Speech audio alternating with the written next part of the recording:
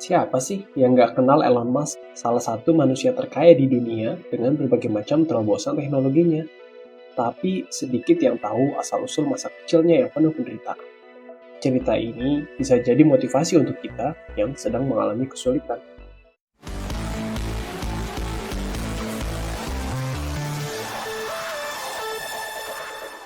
Kejar, dipukulin, kesepian. Itu keseharian masa kecil Elon Musk. Lahir dan tumbuh besar di Afrika Selatan, Elon dikelilingi oleh suasana kekerasan dan pertikaian antara kulit hitam dan kulit putih sejak kecil. Dominasi pria kulit putih secara fisik menjadi budaya sehari-hari, bahkan di sekolah. Hal ini membuat Elon yang pendiam dan geeky menjadi target empuk bullying sejak SD. Bullyingnya nggak cuma verbal, tinju dan tendangan ke badannya juga jadi ancaman setiap hari.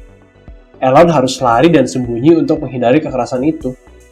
Bahkan, sahabatnya sendiri pernah dipaksa untuk mengkhianati dia supaya Elon Musk keluar dari persembunyiannya dan jagoan sekolah bisa mukulin Elon. Rumah pun bukan tempat yang bahagia. Dia jarang bertemu orang tuanya. Hanya ada penjaga rumah yang memastikan aku tidak merusak apa-apa.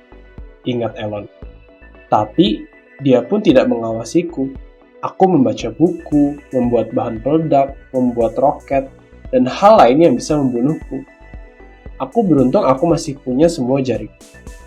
Aku utamanya dibesarkan oleh buku, baru orang tuaku, kata Elon Musk di sebuah interview. Selain buku, pelarian Elon Musk lainnya ialah sebuah komputer yang relatif murah bernama Commodore VIC-20. Ia cukup mahir dengan komputer ini, sampai-sampai di umur 10 tahun, dia menjual game ke majalah komputer seharga sekitar 7 juta rupiah. Tapi prestasi itu tidak membuat kehidupannya lebih cerah. Di umur yang sama, orang tuanya memutuskan untuk bercerai. Awalnya, dia dan dua adiknya ikut dengan ibunya, ahli gizi keturunan Kanada, dan juga model. Namun Elon Musk merasa kasihan dengan ayahnya, yang sendirian tanpa anaknya. Dia kemudian pindah dengan sang ayah. Tapi, ini keputusan yang Elon sesali sampai sekarang. Menurut Elon, ayahnya engineer yang sangat brilian, dengan IQ yang sangat tinggi, tapi punya sisi gelap yang menakutkan. Ayahku manusia yang sangat jahat, suara Elon Musk bergetar. Matanya memerah mengingat waktu bersama ayahnya. Kamu tidak akan bisa membayangkan betapa jahat ayahku. Hampir setiap kejahatan yang bisa kamu pikirkan, ayahku pernah lakukan. Mata Elon Musk meneteskan air mata yang kemudian dengan cepat terbendung di sebuah sesi wawancara. Ayahnya pernah membunuh 3 dari 5 orang bersenjata yang masuk ke rumahnya. Namun dia bebas dari semua tuntutan karena alasan membela diri. Keluarga terdekat semua setuju bahwa ayahnya Elon bukanlah orang yang baik. Tapi mereka semua sepakat tidak membicarakannya di publik supaya menghormati saudara tiri Elon. Elon mengakui bahwa dia mendapatkan kecerdasan dan bakat di dunia engineering dari ayahnya. Namun ayahnya juga meninggalkan jejak trauma yang sangat dalam. Elon Musk tidak tinggal diam dengan penderitaan di masa kecil dan remajanya ini. Dia keluar dari zona nyamannya dan mulai belajar bela diri, dari mulai karate, judo, sampai bergulat. Di umur 15-16 tahun, tinggi badannya tumbuh pesat, dan mulai memberikannya kepercayaan diri untuk melawan. Pukul orang yang membuli kamu di hidung, kata Elon. Tukang bully mencari target yang tidak melawan balik. Jika kamu membuat dirimu sulit untuk dibully, dan memukulnya di hidung, tukang bully itu akan memukulmu habis-habisan. Tapi dia tidak akan kembali untuk mengganggumu lagi, kata Elon saat diwawancara. Ini terbukti ketika Elon Musk berkelahi dengan tukang bully nomor 1 di sekolah, dan Elon menghabisinya dengan 1 pukulan. Tukang bully itu tidak pernah merecokinya lagi. Pada umur 17 tahun, ia pun ingin keluar dari belenggu ayahnya dan memutuskan untuk pindah ke Kanada. Idiot, kata ayahnya yang tidak setuju dengan keputusan Elon. Paling tidak sampai 3 bulan, kau akan merengek pulang, kata ayahnya.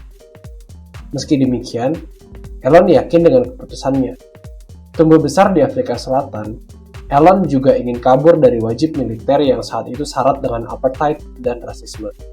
Terlebih lagi, Ia merasa bahwa pindah ke Kanada adalah cara terbaik untuk nantinya bisa tinggal di Amerika, tempat di mana mimpinya jadi kenyataan.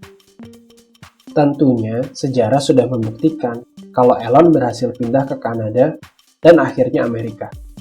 Lepas dari penderitaan mental dan fisik dari sekolah dan juga ayahnya. Gak cuman itu, dia menjadi salah satu industrialis dan inovator terbaik Amerika. Terlepas dari keberhasilannya sekarang, coba bayangin deh, seorang anak kecil yang dipukulin dan tertekan secara mental bisa punya pelarian yang produktif, buku dan programming.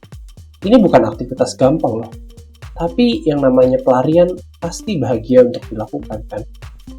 Sayangnya, kebanyakan dari kita jadi budak dopamin dan terbiasa punya pelarian yang tidak ada nilainya. Yang penting membuat kita senang sesaat. Tapi nggak berhenti di situ. Dia juga sadar, meskipun pelariannya produktif, lari terus nggak akan membuat penderitaannya tahu-tahu hilang. Dia pun keluar dari tempurung zona nyamannya, ningkatin kemampuan dirinya, dan menyelesaikan masalahnya satu persatu. Itulah cerita masa kecil kelam Elon Musk. Bukan masa kecil bahagia dan sempurna yang sebagian orang punya, tapi pelariannya yang produktif dan mental juang untuk menghadapi masalah membuatnya bertahan dan sukses. Semoga kita bisa ambil pelajaran dari kisah ini ya. Buat kalian yang mau dapat inspirasi dari tokoh teknologi, update dengan perkembangan teknologi dan juga tantangannya, jangan lupa like video ini dan subscribe ya. Sampai jumpa di video berikutnya.